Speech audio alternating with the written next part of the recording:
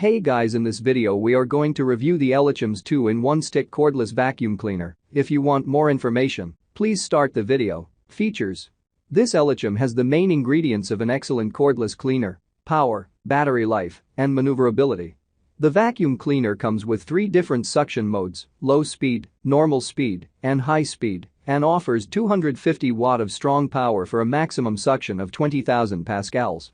It also has an ultra-long run time of up to 50 minutes, depending, of course, on what mode you are using. The max speed mode should get you around 18 minutes of cleaning. The low speed mode should see you able to happily whiz around your property for up to 50 minutes.